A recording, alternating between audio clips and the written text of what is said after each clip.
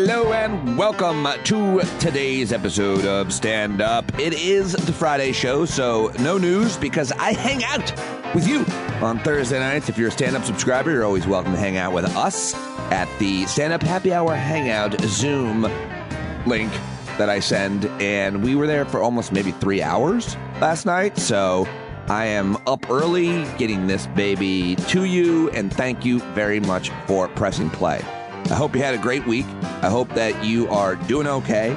I listened to a Tara Brock talk yesterday, and I highly recommend her. She's a little slow in her delivery, but just so brilliant and wise. And she said, in life, we see our intentions. In life, we see our intentions, but in reality, others see our actions. And I like that. And I thought it was great. I wrote it down. I wanted to share it with you here at the top because I like to share positive quotes and things from time to time. All right, well, I've got a great show for you. Joining me today, it's Finnegan, Christian Finnegan, and Ophira Eisenberg for the first time in a couple weeks together, and it does not disappoint. Definitely stay till the end of that because we have ourselves quite a laugh. Before that, though, I've got a conversation with Michelangelo Signorile, who is an LGBT activist and leader, civil rights leader, and a writer, and of course, the host of the Michelangelo Signorile Show on SiriusXM coming up. So those are my two interviews, conversations here for the Friday show. Stand up light, no news, just the guests, folks, just the guests. Very excited about what happened this week. I hope that you'll go back and listen to whatever that you missed if you want over the weekend. I hope you'll tell your friends about the show. I hope that you will subscribe to the show. Also want to thank Indeed.com for sponsoring the show this week. Indeed.com/standup. If you're looking to hire somebody for your firm, for your job, definitely go to Indeed.com/standup now.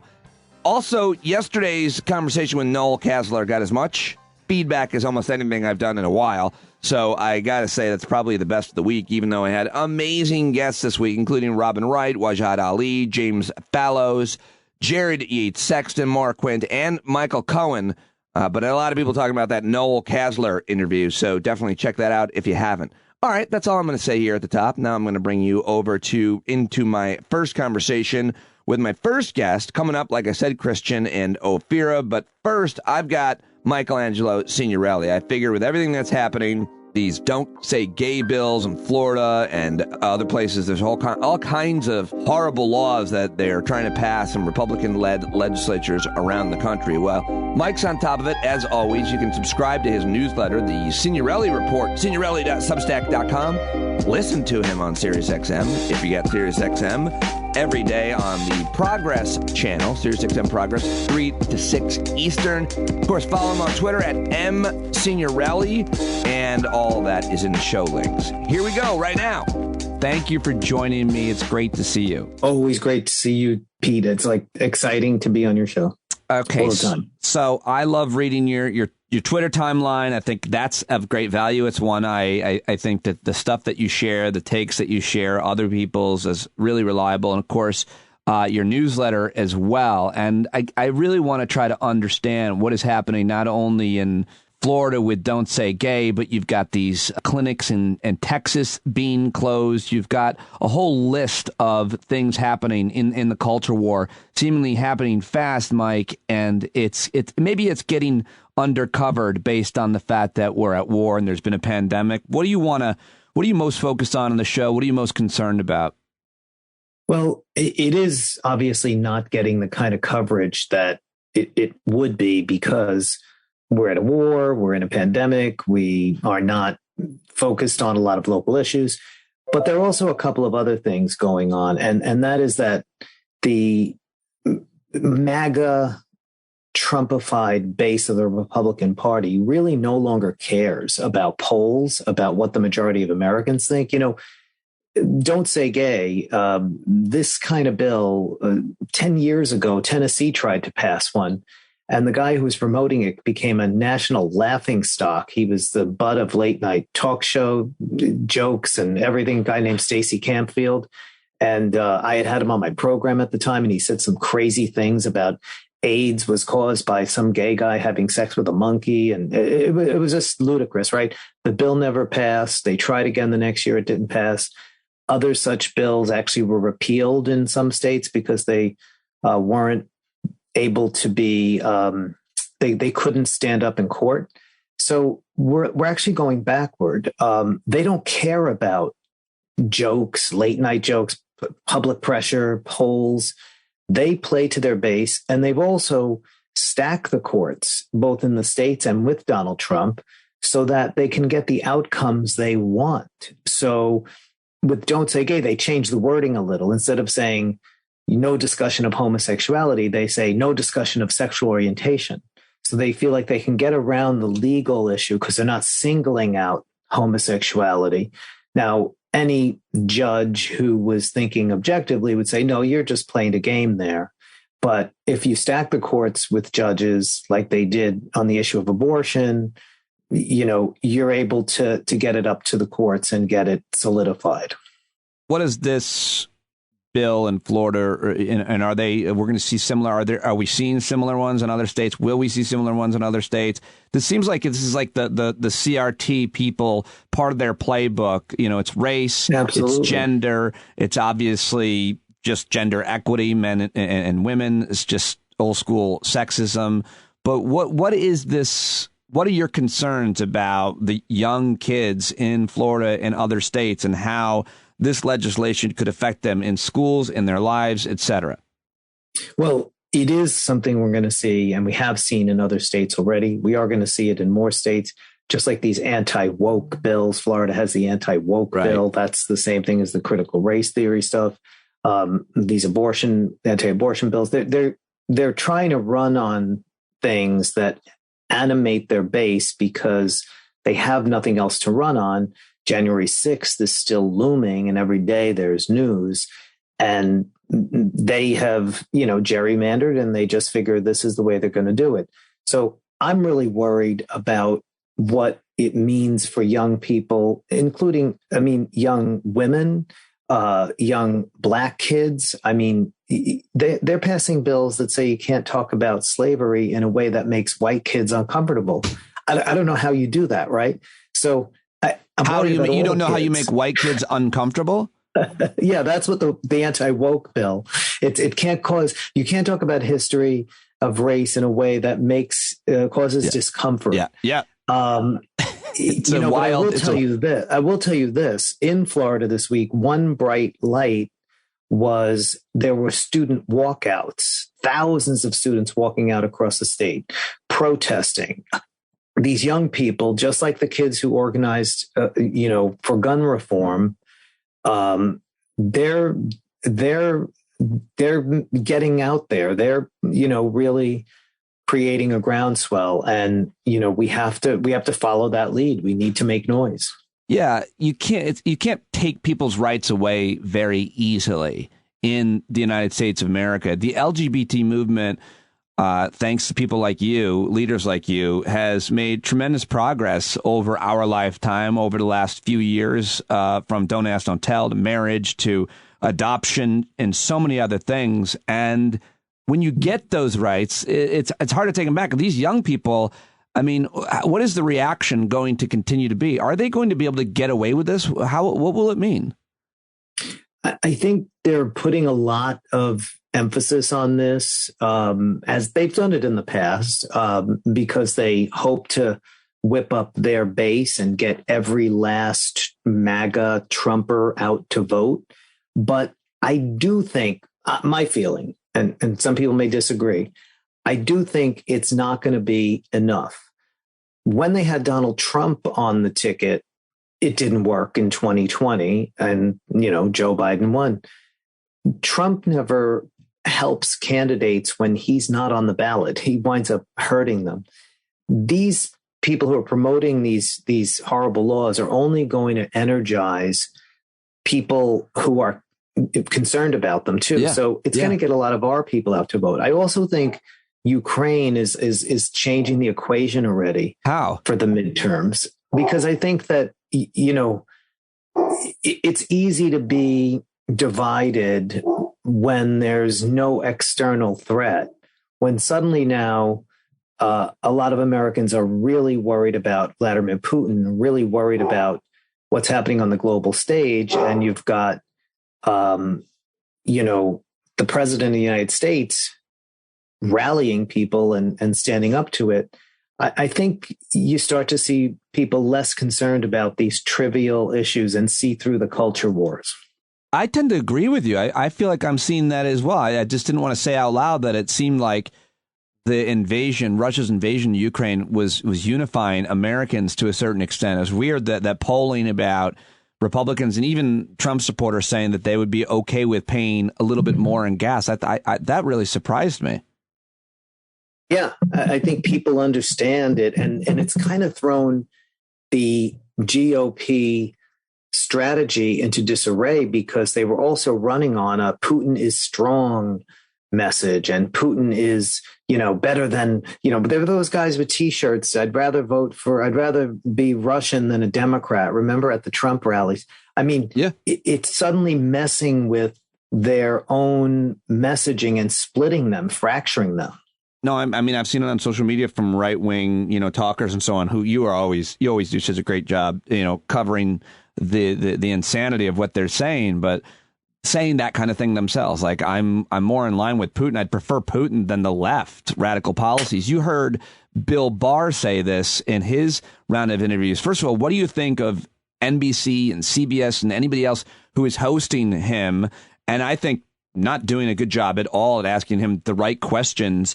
And furthermore, what does he mean when he says he would prefer Trump or any Republican over the progressive agenda? Because I think he's talking about culture war issues. Oh, the fact that he actually said Donald Trump was trying to steal the election, was lying about voter fraud, did incite the attack on the Capitol, even if he said he doesn't believe he can, be found guilty of something or whatever, but then said he would vote for him. I think that is about his having been glued to Fox News for the past 25 years. And, that same thing, the Russians are better than a Democrat. Anyone's better than a Democrat. Trump is better than a Democrat, no matter, even if Trump's going to destroy the country and kill the right to vote. One more thing I wanted to ask you, Mike, was when it comes to Russia, and you've been paying attention, writing and talking about this forever. When it comes to Russia and LGBT people, what are the rights? What are the punitive measures that are taken? What is it like to be LGBTQI in Moscow, in Russia in 2022? Well, that brings us right back to Don't Say Gay and where we started this interview, and how much the right in this country actually mimics and emulates Putin.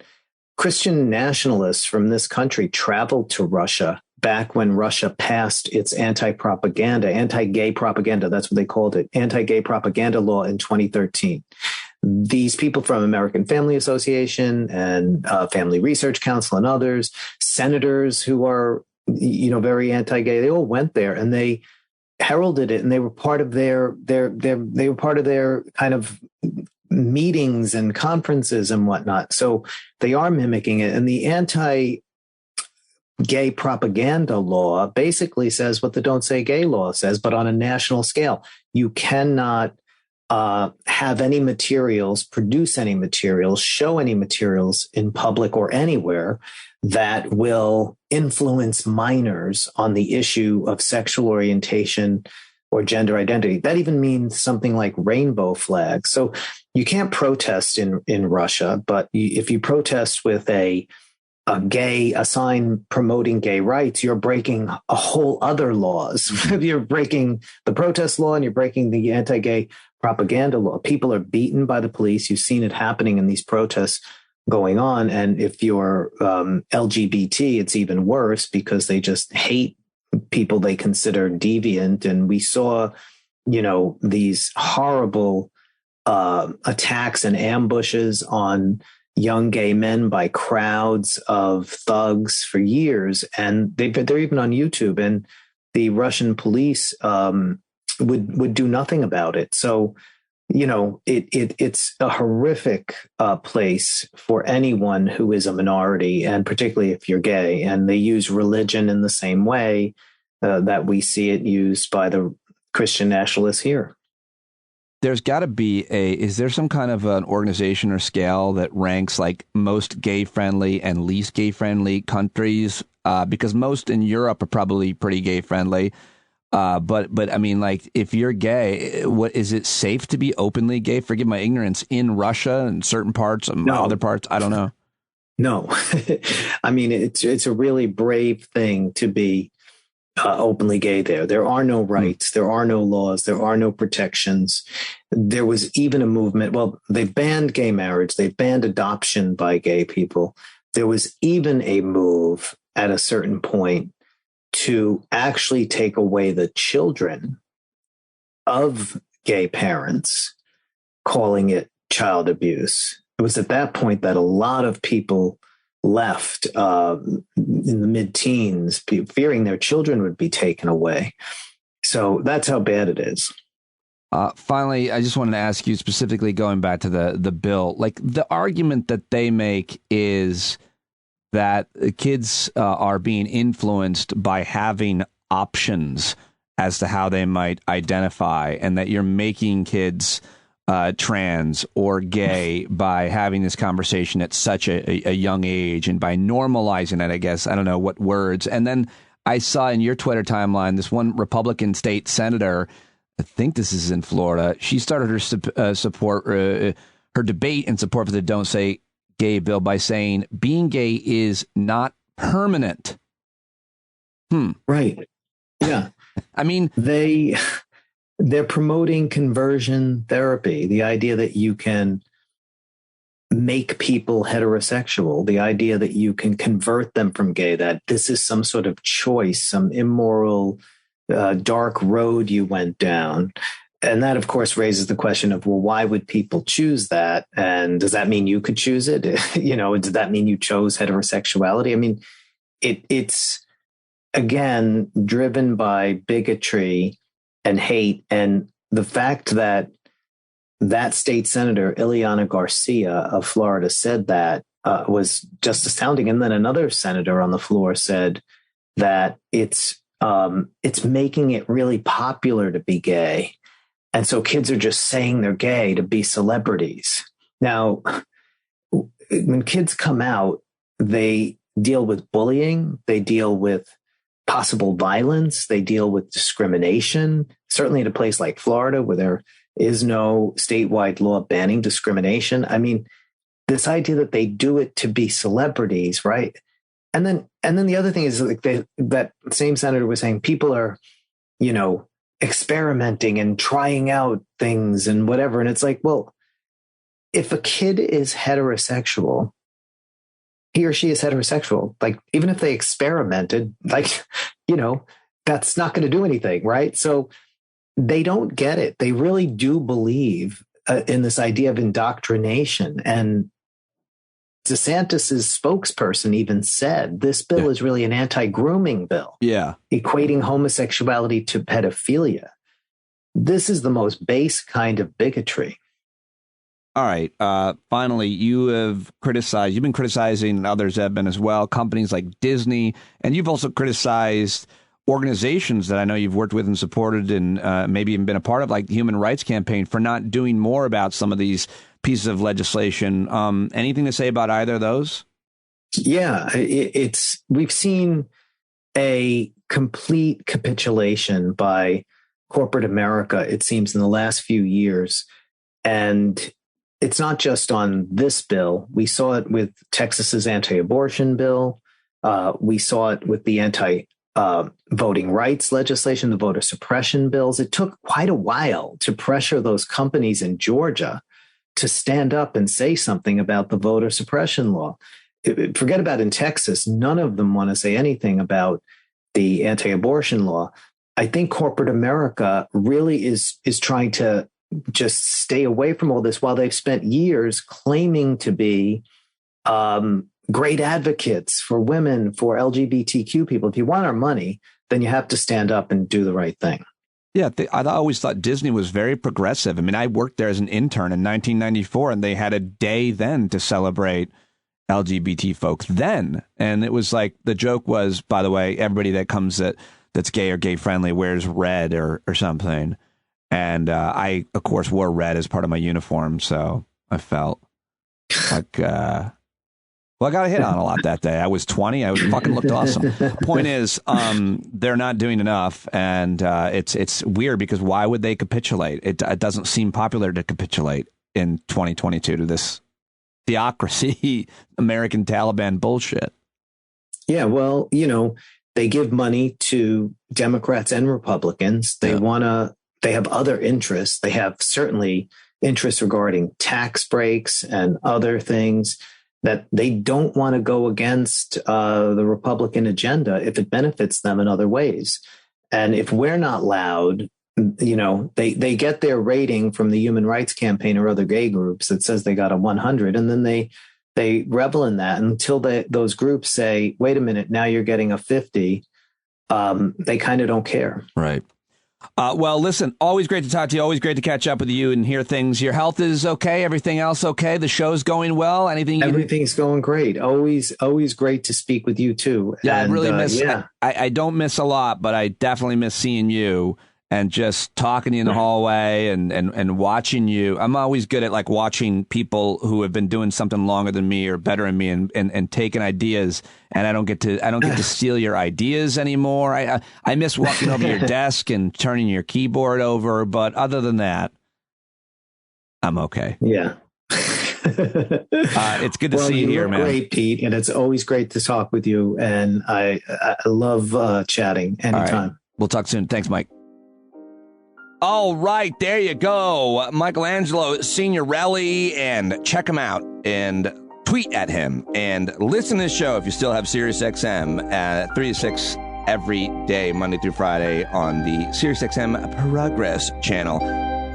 All right, now it's time for Finnegan. Ladies and gentlemen, comedians Christian Finnegan and Ophira Eisenberg join me almost every Friday to recap the week and talk about life, and we had a great conversation. For today's episode of Stand Up, you can see all three of us together. By the way, we're going to be performing at the Howland Cultural Center in Beacon, New York. That's beautiful Beacon, New York. That's April 2nd, 8 p.m. Finnegan, Eisenberg, Dominic. Hope to see you there April 2nd at Beacon, New York at the Howland Center.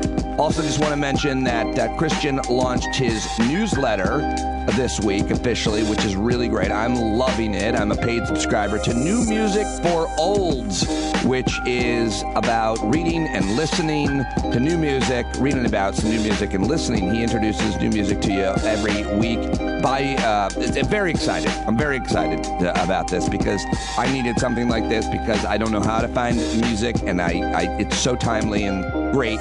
So definitely check out newmusicforolds.substack.com. And right now, check out my conversation with Christian and Ophira. Follow them both on Twitter. All their stuff in today's show notes. Here we go with the amazing intro song from Buckets and Boards' own Gareth Sever, who we saw last night, and he was amazing as always. Here we go. Christian Ophira, Finnegan, Christian Finnenberg. However you slice them up, you get a different word. If you say it fast enough, you clearly sound absurd. When you say it louder, it sounds like they're real words. Christian Ophira, Finnegan, Christian Finnenberg. I don't think you're ready for what you haven't heard from Christian Ophira and Pete. Yes, it's Friday. I've got the gang back together, and you guys can come see us. I just told you about our date, and I'm very excited to see them on my screen from the shed. Christian Finnegan, Ophira Eisenberg. Ophira, we missed you last week. Christian and I had a great time. I missed you. Yeah, I bet you did. But we missed you. We had a grand old time. Just like the whole time, I was like, oh my God, this just feels like so much breezier here. It's just so much. We can just, Isn't really, it nice to be able to say whatever we really feel? Yeah. Just take our junk out, just let it hang. Yeah, just, really just be guys, We did all the stuff that we never would do if you were here. Yeah, we were just farting the whole time. Yeah, good. I'm glad you, I'm sure all the listeners were like, how can I get more of this? I actually did actual home repairs during the conversation, which I normally... I actually do that while you're here as well. That's actually not gender-based.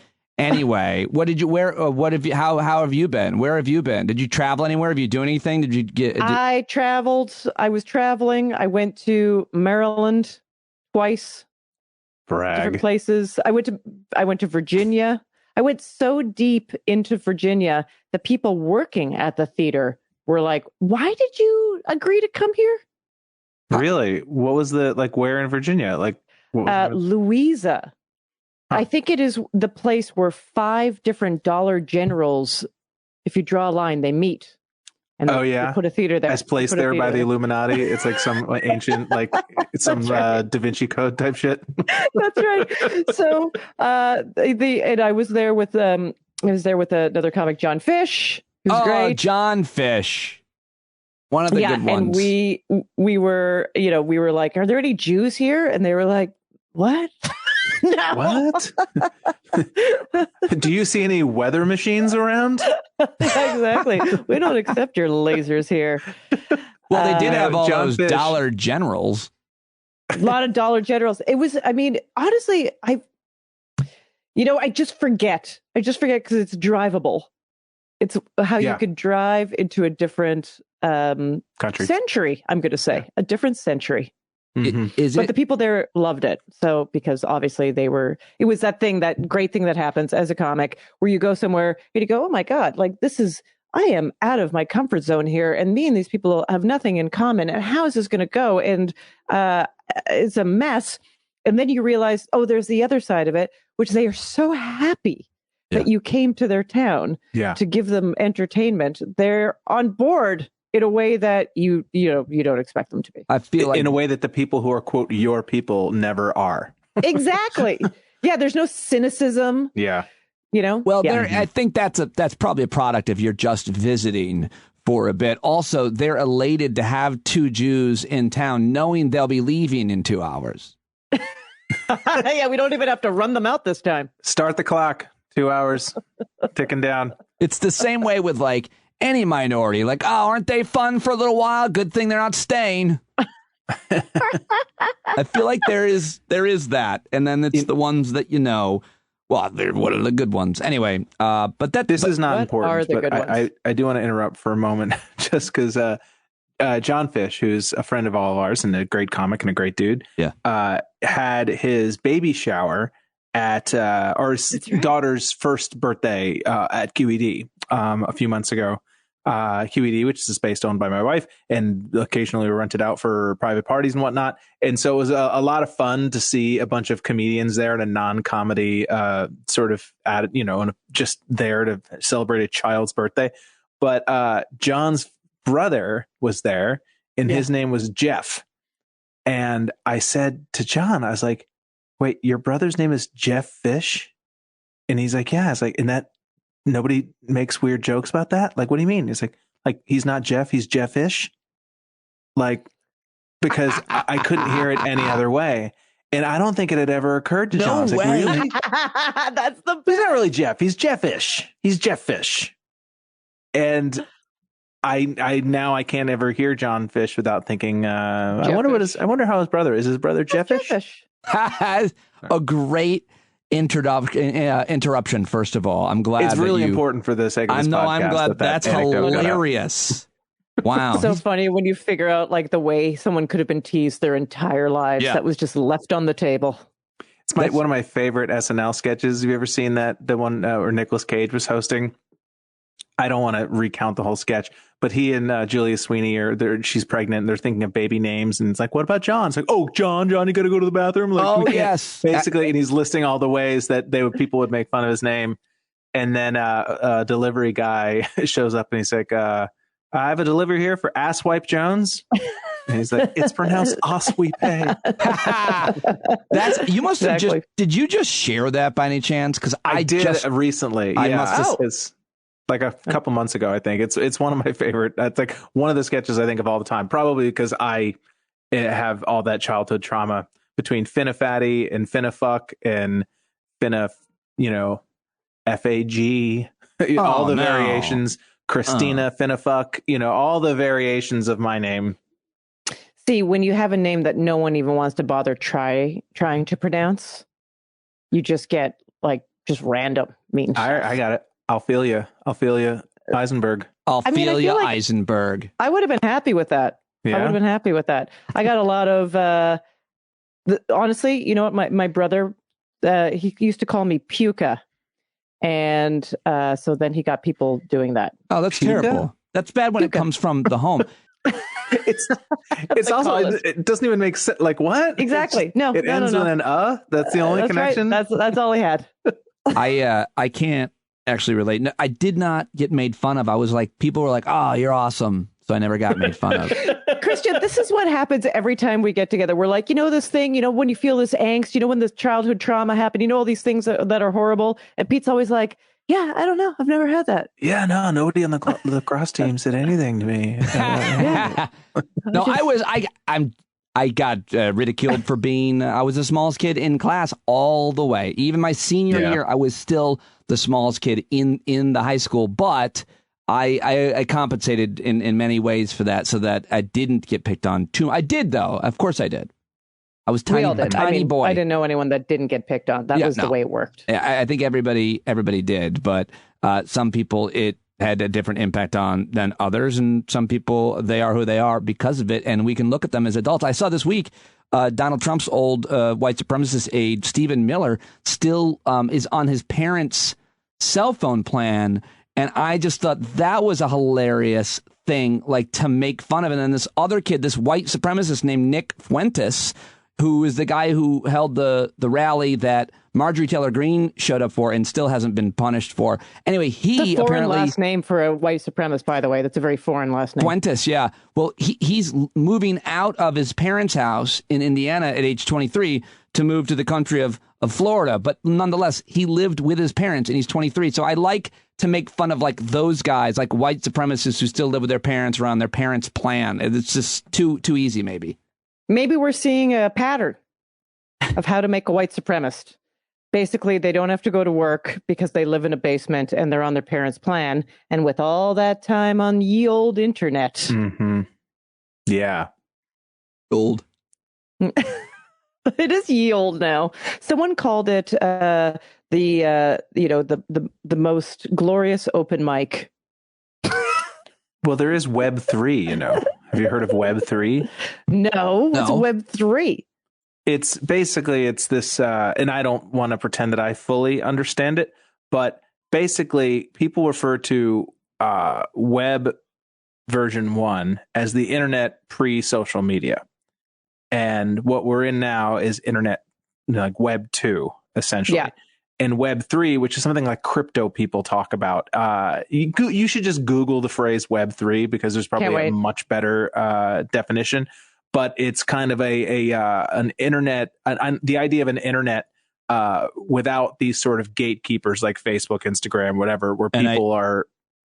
And what does it say, Pete? An idea for an iteration of the World Wide Web based on blockchain technology, which incorporates concepts including decentralization and token-based economies. Some journalist technologists contrast it with Web 2.0, where they say data and content are centralized in a small group of companies, sometimes referred to as big tech. I don't know. I don't know. Well, you know what? Everyone can take their Bitcoin and come over to my place where I'm hoarding gas. I bought a used Chevy Volt. I've been looking to buy a car for 6 months. And I bought a used Chevy Volt, which, has a 50-mile battery on it. And now that I don't drive into the city every day, but once a week, really, it's like we won't be using gas, at least with that car for the most part. And it feels great because it sucks. And it's going to make everything else more expensive. That right. And, Yeah, my sister just is trying to buy, I think she's trying to buy the Leaf. I forget what model, actually, Nissan. of electric car. Yeah, Nissan. And yeah, it's they were like, great, let's take some money from you. You'll see that in a year. Yeah. Do you just plug it into the wall, Pete? Yeah, I upgraded the plug though. I got like with a 220 volts. So if you plug it into a normal plug, it charges in like 10 hours. And if you have a higher grade voltage, 220, you can get 220 off of your house. The kind of voltage that it required to run like a washing machine. Those types of plugs. You can't just use lightning. Can't just use your lightning cord from your phone. The charging pad is a giant charging pad. Yeah, exactly. You just drive on. That's a great idea. Well, I think in some parts of the world, they're beta testing roads that are charged. That doesn't sound problematic at all to have an electrical current running through a road. Well, I call that the third rail. I interview these entrepreneurs. People listening can't see that Ophira totally just made the comedy face when she said she's like, I call that the third rail. And I was too busy thinking about my next comment to laugh. My bad. Sorry. But I interviewed these entrepreneurs when I was at Sirius, whose their whole idea was to fund a highway built with solar panels. Like you were driving on solar panels, or at least they were lining the road or something. And so that makes a lot of sense to me. I mean, because roads are so hot anyways. Yeah. The other thing that makes a lot of sense infrastructure wise is the fact that the Northeast gets way too much rain because of climate and the West is not getting enough rain. And how come we can't build a water pipeline to get our rain to them? How come we can't do that? Good question. There's a lot of... Did anyone have an answer? I looked it up. I looked into it. There's a lot of NIMBY stuff. It's like really hard to drag a pipeline across everybody's property. But if you put water in it, everybody maybe the town can just have spouts all the way, and we can have it be fun. Like you can just go up and get some water anytime you want. I like the idea. It's the 1885. We could put fish in it. How about that? How about we make them translucent? I don't. And it's like it's like an aquarium. You want to make like a 600-mile aquarium. Yeah, exactly. All right. Fish comes out of your sink. The kindest thing we could do to captured fish. So it's so weird that comedians and not scientists. I was on a show where I didn't prepare for this, but I don't know if I was supposed to, where the last question was, if you could invent anything, what would you invent? And I felt blindsided. And I will tell you that the other two people worked on inventions to do with better, just taking drugs in a more efficient way, which I was like, don't we have haven't we nailed that? Haven't we figured out every best way to take a drug? I heard of a new way yesterday. A friend of mine told me who had his prostate cancer. There's traditional radiation, which I'm not sure even how that's necessarily applied, and there's chemo and stuff, but to shrink a tumor. So for his prostate, they put in tiny radiated seeds. Isn't that wild? Yeah. You're familiar with this? Wait, yeah. What do you mean they put them? They are inserted like little tiny devices, little seeds that are radiated of some sort, and into his prostate to kill the cancer. I think I have it right. Or at least that's what you the have doctor it. You have told it me was doing. 100% right. This is not entirely new. This has been around for at least a decade. Oh, no, shh. I'm just putting seeds in. Shh. And again, from my point of view, it's like that's superior technology. From my point of view, I was like, oh, they figured that out for the guys, but the women, they still just like chop open. Got it. Oh, come on. I think if Big Pharma can make money off lady parts, they will. You know what? You got a good point there. Yeah. All I'd say is if you're going to put seeds in my butt, you better buy me dinner first. I'm not saying health equities are equal, much less opportunity. That was Christian's face, by the way. Yes. Comedy face. By the way, it is International Women's Month, and the other day was International Women's History Day. And you are, in fact, an international woman. I've been menstruating every day of this month. But all over the world. Just internationally. Since you are, an international woman, how are you celebrating? How did you celebrate Women's History Day, and how are you celebrating the month? How does it feel to get a month like this? Oh God, every year I can't even believe. I look forward to it for 11 months, and then it finally happens. How do I celebrate it? I'll tell you how I celebrate it. The way that we all celebrate things as comedians, taking more gigs, because 1 month a year, people are like, oh, we should do a women's show. Oh, is there more? Is there definitely more? A little bit. I gave a women's empowerment talk, which, the goal of a talk like that, of course, is to never have to give it. But we're not there yet. Wow. Who were you speaking to? Yeah. I was speaking to, it was at a college. So it was, somewhat to college students, but it was open to the public. So there was a variety of ages. Wow. I'd like to see your women's empowerment talk. What's your thesis? My thesis is, honestly, it's about me learning the value of my voice and not really knowing that as a kid or even a teenager or even, in my 20s, thinking my voice was definitely not worth much.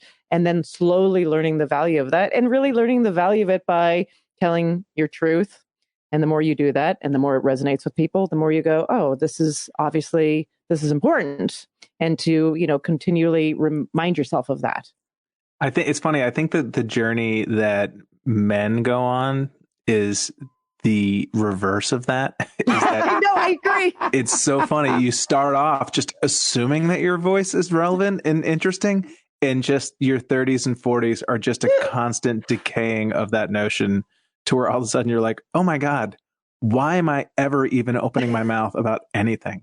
Nobody gives a shit. Wrong all the time. I know. I was thinking that so many of us are like engaging in this sort of like, looking at yourself in the mirror in the morning and go like, I am worth something. But not everyone should. Some people should look in the mirror and be like, try not to be an asshole. Okay, just today, try not to be an asshole. And it's one of those things where it's like the people who need that message are never the ones to find it, and the people who find it are never the ones to need it. You know what I mean? It's just like a nude beach. Mm-hmm.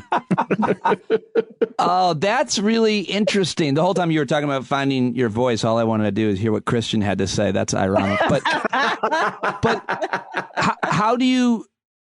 I'm so interested that you did that, and I think that you're a perfect person to do that. But do you feel like, did you feel authentic? Do you feel like it resonated? I mean, as Christian said, I think he's right. A lot of times people that need to hear things don't. Does it feel like it resonates when you give a talk like that? I mean, I think so. Then I opened up into a panel, and I just found that kind of more right, because it does.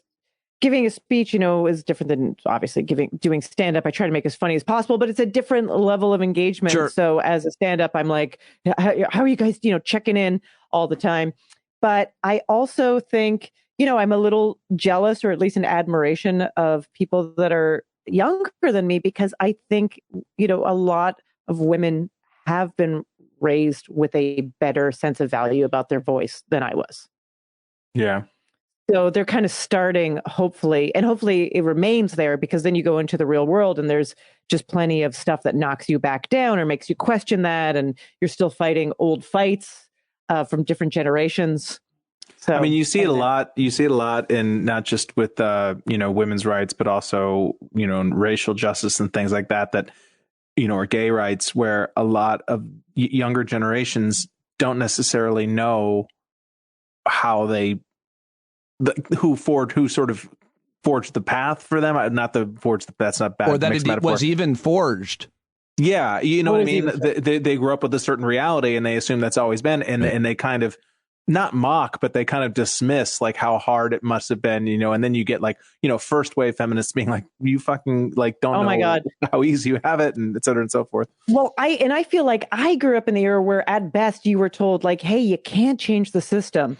So you have to figure out smart ways to work around it. And I think now it's more like, no, we need to dismantle the system, which is obviously infinitely more difficult. But I think that's where the younger generation is hitting it. They're like, no, we're dismantling. Where I was raised like, listen, they're always going to be like calling you a broad. So just figure out a way to like get around that and still get what you want. What it sounds like you're saying, as the father to daughters watching them grow up during this era, it's like, I need to tell them it's women before them that fought for their ability, their right to go to school wearing yoga pants and half shirts with a navel piercing. Like they take that for granted, don't they? Yeah. They don't understand, that thanks to Susan B. Anthony, that they were able to wear that juicy pair of sweatpants. What's hilarious, though, is when I wore half shirts to high school, because that was the fashion when I was in high school. And it never even occurred to any of us.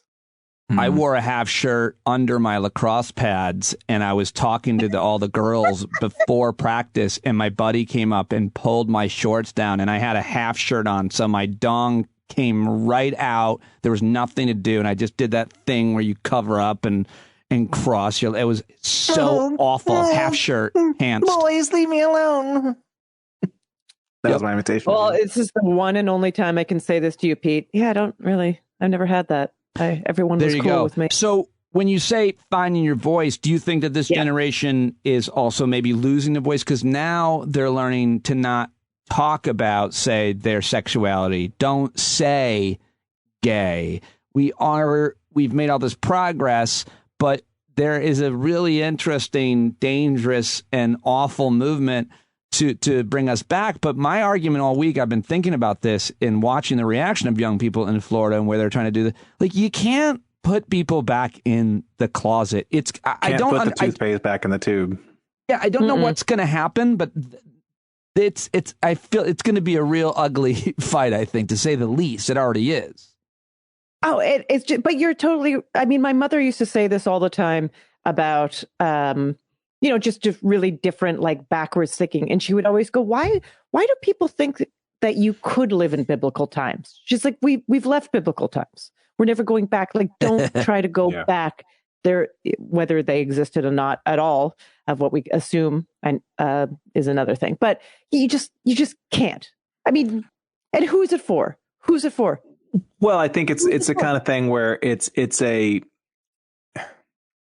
cover. It's a dodge for don't make me uncomfortable. You know what I mean? Like, I don't want to be made to feel uncomfortable about anything. I think I may have spoken about this with, I don't know if it was with the two of you or if it was just Pete, but so much of this about like protecting the children in the schools has nothing to do with the kids. It's like, I don't want my kids thinking I'm an asshole. I don't want my kids calling me a racist. It's not like my child should not have to be made to feel like a racist at school from this critical race theory. It's like, it has nothing to do with your kid. It's like, you don't want your kid coming home and asking you questions and you have to answer them. Because you don't know anything. To account for your behavior and your attitudes. And you might accidentally slip that you've always felt gay. Yeah. I think a lot of that is true, and there's so much of it is authentic discomfort around diversity of anything. But I wonder how much, and bear with me, they're just like comedians. When a politician or a pundit, Tucker Carlson, a Sean Hannity, and Alex Jones, or if you could name liberals too, but this is really a right-wing thing exclusively in my mind, or a Ted Cruz, when you get a bit that works, you just hammer it. And my point is, people aren't really that upset about something like CRT. It's not even a thing. That was like made up. And they're not really that upset, certainly about trans people using bathrooms, because they didn't even know it was a thing, much less gay people at all. It's just a bit that's really working for politicians to raise money, gain attention, garner votes, and get people fired up to do a convoy. And it's just like a comedian profiting from a bit works. Yeah, that is such a great framing of just the theatrics of it. It is like the ultimate false premise. It's just like, it doesn't even exist, but I bet if I can say it over and over and over again. And I think that some people, they absorb politics on who's ascendant and who's not. Like who's got the wind behind their backs rhetorically and who's on the defensive.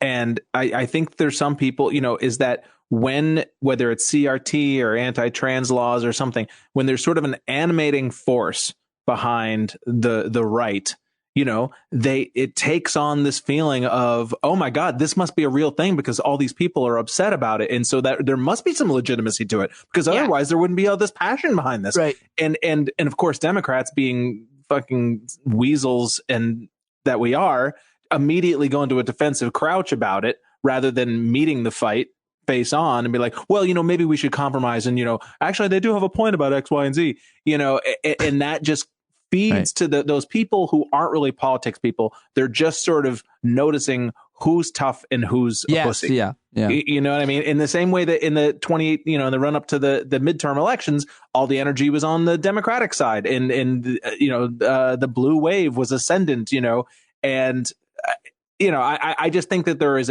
probably 30% of the electorate in the middle that really just responds to who looks like they're winning and who looks like they're losing. But beyond the passion, I also think it's like this thing. If you're not well informed, it actually brings me back to high school, that kind of feeling of like, did you know this is happening?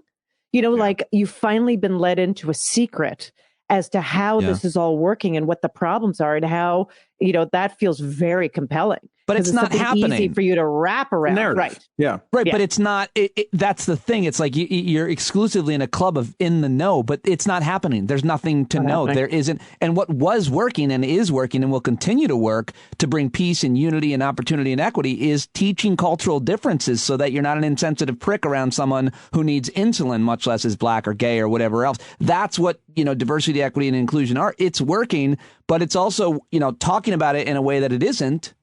Does all the things that you both just said it does, but it also gets people fired up for no reason. They don't need to be. There's this idea. I think, somebody was saying that, because of the school closures and so much the homeschooling, that parents were way more intimately aware of what their kids are being taught than in years past. Yeah, that's which true. Is 100% true. But it's like when people get mad at Hollywood for being liberal or whatever. It's like, you know what? Being an entertainer, being an artist, being a teacher, I'm sorry, it's an inherently liberal profession. It's an inherently, not 100%, but generally speaking, the kind of people who want to be like, you know what, I want to teach kids. Right. I want to help kids grow and learn, or I want to write something, or I want to dance, I want to create art. That is going to skew liberal. It's like, I don't get mad that most people in the military are right wing, because that's a militarist, right wing ideology funnels into a militaristic way of thinking in the same way that left wing ideology funnels into being an artist. Military people aren't educating your kids. That's the difference. Right. You would also hope that civil servants would be a little open-minded, but we have learned that is not the case. No. The thing that pissed me off the most this week is a new segment I'm doing.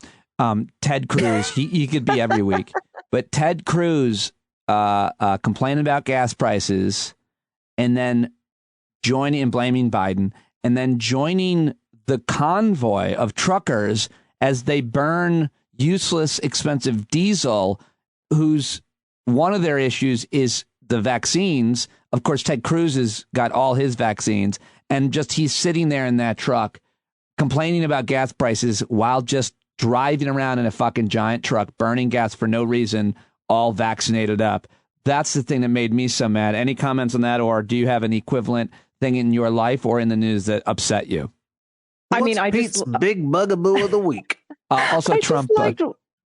Trump's plane. Well, I just I threw on Fox News because I have a family member who watches a lot of Fox News, and so I was like, "What is going on in their brain right now?" And so I threw it on for I don't know, I would say like 25 minutes maybe. Oh, wow. And it was only gas. I was like, "Oh, you're only doing gas." Mm-hmm. It's just the gas station now, the rageful gas station. The family member that watches Fox, it's Lucas, isn't it? It's your son. My 6-year-old. He's pissed about gas prices. That's funny. Like, how are we going to go to soccer? That you have to do that as a bit. That Fox News is just one long rant about gas. It's just interviewing people at gas stations, gas station owners. I'm going to break into an Indian accent and get us all in trouble. Just everything based on gas station and gas prices. Yep. That's it. Well, we've come together though. They're signaling to their audience, this is how we're all going to express our anti-Biden. This is how these are your marching orders. Not only are we only going to talk about gas, you're only going to talk about gas. Go on your message boards, complain at your school board meetings the same way you went to complain about CRT a few months ago. Go to your town meetings, complain about gas. This is what we're talking about now. And it's working because everybody is affected by it. No doubt about it. Anything else that you saw that was upsetting in the news or in your life that you want to complain about? Everything's wonderful. I mean, I feel like everything's going so well. So you launched your newsletter this week. I think that's very important. Which is very exciting. New music for Ukraine, my newsletter, then gas prices, I feel like are the... But your newsletter, I love that your newsletter makes no qualms about being very specific as to who it's for. Yeah. Thank you. It's for people 35 and up. Like, it doesn't say that specifically, but it kind of is. I love it. Well, it does say it specifically because the title of your New Music newsletter. For I Olds. mean, yes, love it. Yes, yeah. Yes, love it. New Music for Olds is my favorite thing of the week. So I'm very excited about that. So I was pivoting to favorite things of the week. Do you have any favorite things of the week besides your newsletter, which I've plugged and linked to in today's show notes? Well, along those same lines, I went and saw American Utopia last night, which is about to close in New York, which is the David Byrne Talking Heads stage show. And it's wonderful. It's weird that I hadn't seen it because it's been in New York for a couple of years, I think. And I hate to say that some part of the reason I didn't see it is because I found one of the band members' faces annoying. Wait, what? They would perform on they performed on like Colbert and like on a bunch of the late night shows. And it's kind of like they're all musicians, but they're all walking, dancing around. I'm going to pick your person, but you don't. You know which one I'm talking about. I do. You do. I know you do. And I know that you know the person I'm talking about. Yeah. And I would just see them perform and it'd be like, I just can't look at that dude's face for an hour and 45 minutes. Luckily, when I went last night, there was enough going on that I was able to ignore him for the most part. Funnily enough, that dude became my favorite person in the entire show. Interesting. I don't even know who you're talking about at all. And I like everybody should get to know, but it's astounding to me that you were so irritated by a person's face. And by the way, I don't think you should ever tell anybody who it is. And it's weird that Ophira knows because he must know. And it's just so mean. If you're that, I think if you watch it for 5 minutes, you'll know. But it's fantastic. It's super great. I'm a Talking Heads fan, but not a super fan. Cambry probably knows 3-4 songs, but we both had a real fabulous time. And it was it's just such a great thing to see someone like David Byrne at his advanced years just do something that feels relevant and vital. And also just to kind of have that 80s/90s performance art mindset of like, what if we just moved in this weird way just because it's interesting? You know what I mean? That not everything has to be. He does a lot of lunges. It's a lot of lunges. It's a lot of lunges. It's a lot of weird, awkward. Loved it. It's super. So if you get the chance to see it, I would. It's ending April 3rd, I think it's. Yes. Yeah. Oh. But I'm sure that they'll probably maybe take it other places is my guess. I don't know. Maybe not.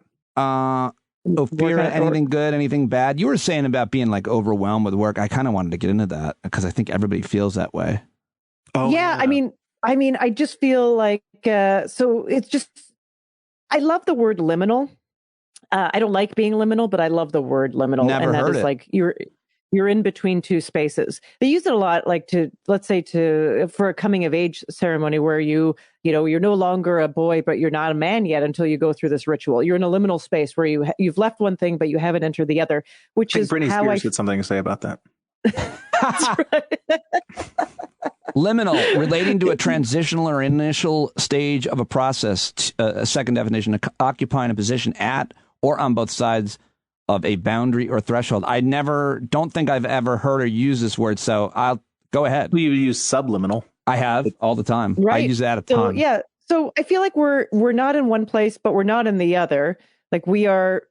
I'm not going to say post-pandemic because that feels inaccurate. But we're at a different stage. Don't know what's around the corner. But life, as it does, is going like, no, full activity. Right. All the clothing stores right now. I walked into a Banana Republic. And they have huge signs that say "back to work event" because that's how fashion is trying to gauge all of their people. Mm-hmm. You got to go back to the office this month, which I know is driving people crazy. I'm sure some people love it. So there is a level of activity that is being returned to us with access, and there's a level of expectations. And I don't think I can do it again. Like I'm expected to go at the same speed and have access to it. But I think my cells have changed. Yes. Yeah. Muscles have atrophied is really interesting. Go ahead. Yeah. No, I mean, it's just that we've become flabby. and not necessarily in a bad way even, but it's just like, so because I think a lot of people have talked about this, but as we sort of re-enter, as things go back to normal, you're instinctively asking yourself, do I want things to go back to normal? Like, that sucked. Like, I would like to do A, D, E, and G, but not B, C, you know what I mean? Like, and so I think that, what Ophira is talking about, I think we're all kind of experienced. It's like, okay, so we're just going to go back to the shitty way that we were unhappy before. I think as opposed to the shitty way we've been happy the last 2 years.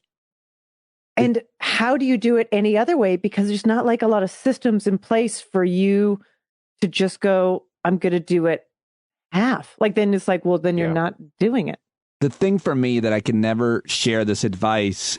First of all, I think this is a really important point, this liminal space point, and this month. And I know I got to let you go, but I just want to say this. I think that losing my job was the best thing that ever happened to me. I never would have left that gig. Never.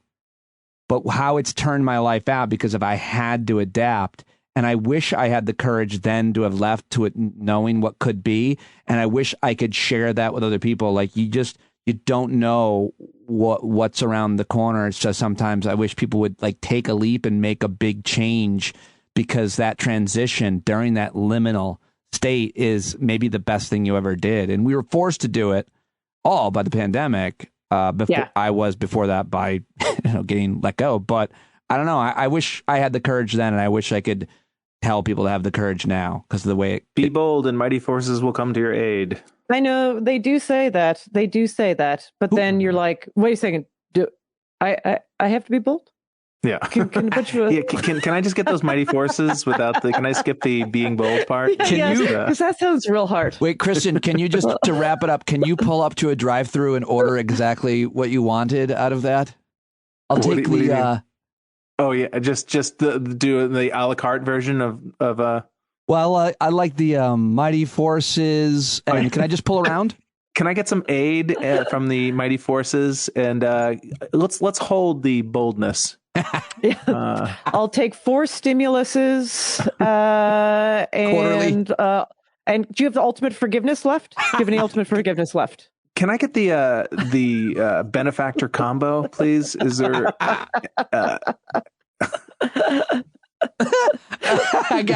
I can't.